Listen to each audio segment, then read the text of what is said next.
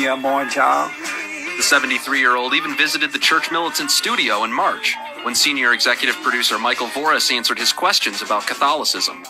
Did Jesus just rise from the dead in spirit, or did his body come out also? He was, maybe his body came out, I don't know. But I know. Well, that's a big deal.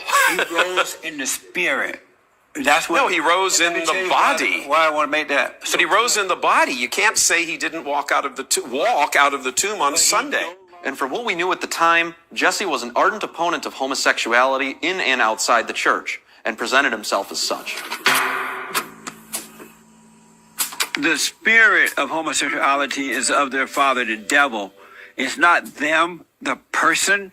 It's the spirit that made a home in them. And it came from them overreacting to some sort of a situation in life, whether it's from someone messing with them when they were kids, or overreacting to an angry mother, because you become like what you hate. But shortly after the March interview, friends of his came to us with a different story. These stories first came to light when Jessie's former co-host and alleged decade-long gay lover exposed him. 61-year-old Patrick Rooney has known Jessie for nearly 30 years, dating back to roughly 1992. Everybody know Patrick Rooney, one of the smartest white men on this side of heaven. The two were so close that Jessie was the minister at his wedding and the pastor at his baptism, long before Rooney claimed any homosexual activities began. Right around that time, I also had started a TV show. I was doing a public access TV show in LA, and with a friend of mine who had gotten off heroin and wanted to, he asked me to be involved in the show to help other people get off drugs and things like that. So we started the show, and one of our first guests was Jessie and another gentleman from Bond. So we did a couple shows with them. And from that time forward, right after the show happened, Jessie and I talked in the green room, backstage. And right off the bat, he started asking me stuff. Jessie's very forward with his questioning and things like that. So he actually asked me right after that show, are you gay? Rooney's characterization shows that Jessie allegedly used similar grooming tactics as other homo predators, like Saginaw priest Father Robert DeLand, who asked similar questions when preying on a young man in 2017. To discover that you have some gay tendencies is a fine thing, because then you don't have to be so confused. Right. Do you feel less confused? Yeah. After Jessie discovered Rooney's same-sex attraction, his relationship with Jessie was taken to the next level. Bit by bit, Jessie began edging him closer and closer to sin. Once he moved up there to do the show, we stayed in the same house.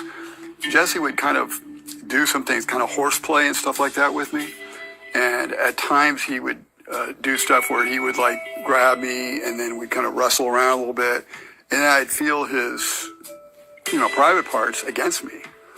And he did that more than once. So it wasn't like an accidental thing. He would kind of do it. And then I even mentioned it like, what's that or whatever. And he would kind of play around and joke about it. Fast forward to 2005, and Jessie was ready to make his final move. We did a conference with them called Moral Reconstruction, which is kind of ironic now that we're sitting here talking about something else. It's called Moral Reconstruction. We did that. That first conference was, I believe, in 2005, and we did a follow-up conference in 2006 with them as well. And I went with Jessie to Washington, D.C. For this conference. I was a fundraiser at the time. And so we did fundraising. I was part of the conference.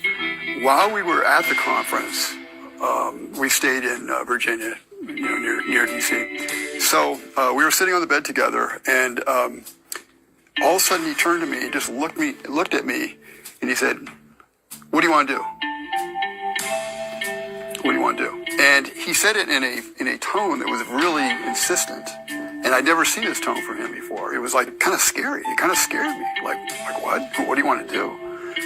I knew what he meant, and then I told him, okay. And at first I'm scared, and I'm like, okay, well, I'm playing along here. It kind of threw me off my game, I guess, in a way. I think later I realized that's kind of something that people do sometimes. It's like the devil works in a certain way by intimidating you, and it throws you off your normal game.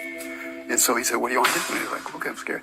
And then I told him what I want to do. I mentioned sex acts, that he knew about, that I had already talked to him about, that I was interested in. And next thing you know, he's ripping his clothes off and coming at me, basically. And I did the same, took my clothes off. And the next thing you know, we're fully at it, having, not getting detail here, but basically full-on sexual acts. Rooney's recollections show that Jessie mirrored DeLand's sexual advances almost identically. I love you. Love you too. I know. What are we gonna do? I don't know. No, what are we gonna do, really? Rooney's description shows that after their sexual encounter, Jessie began intertwining his private homosexualism with blasphemy. After we had just done the first sexual act, and then ever since then, he told me that once we did this, I was born again. This sounds crazy, but this is the absolute truth. He said that I was born again. He would remind me of that through the years. Following being born again, Rooney contends that his sodomitic relationship with Peterson went on for roughly 10 years, until Rooney decided to come clean to his wife and son. My son was really angry. My son was mostly angry at me because he had Jessie on such a pedestal. My son had Jessie on such a pedestal, he literally thought Jessie could walk on water. We got on a phone call, we talked to Jessie, and as soon as we brought it up with my son on the phone call, Jessie denied it. And I said, Jessie, you're a liar. You're lying. You know you're lying. And he finally came out and admitted to my son that he did that. Rooney later moved to Florida to get away from Jessie. But according to Rooney, Jessie couldn't handle the relationship ending, offering him several bribes to get him back to LA. It's typical for homo predators to try and cover their tracks using a cornucopia of strategies to shut people up. In the case of Father DeLand, it was now deceased Saginaw Bishop Joseph Sistone, who remained silent on DeLand's abuse for years. While serving as an auxiliary bishop in Philadelphia in 1994, Sistone allegedly watched as documents containing names of up to 64 suspected sex abusers were shredded, earning him the nickname Bishop Shredder among the U.S. bishops. According to Rooney, for Jessie and those loyal to him, the strategy was to bully and silence all victims and witnesses speaking up. Jessie did throw me under the bus, basically, and other people that did anything like that, and still does. If anybody comes up with it, they'll keep anybody off the air. You're talking about other victims? Well, other victims, and he'll make sure that if anybody talks about these things, calls up his show or does anything like that, they were not going to get through on his show. Patrick explained how easy it was for Jessie to discredit victims, given Bond's history of seeking out troubled young men. A lot of the people that Jessie brings around him are troubled young men, right? Have drug problems, right? Some of them been in jail.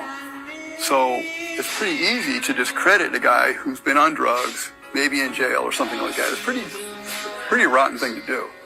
Beginning last November, Rooney began writing a collection of blog posts hinting at Jessie's predation, leading him to a shocking discovery. After I published these articles, I found out from a young man, a very credible young man, that Jessie was fooling around with this young man. That young man was 30-year-old Samuel Arambula, a more recent member of Bond and Jessie's latest known purported victim. I started going to Bond around May 2020. 2020. This was during the coronavirus lockdowns, everything. As soon as they opened back, they were doing live broadcasted, no in-person church for like 2 months or 2 weeks or something like that. But as soon as it opened up, I went. That was May 2020. Jessie, what he likes to do in the church is he goes around first-timers. He goes around first-timers and says, introduce yourself. What's your name? You know, how'd you find us? Where are you here? The first thing I said, my name is Samuel, and I'm here because, you helped me a lot. I went and forgave my mom. I went and forgave my dad. I had a lot of anger, and I just dropped that, and I feel way better now. I'm really, growing, and I want to thank you for it. Among him are 3 other alleged witnesses and victims who also chose to tell their stories.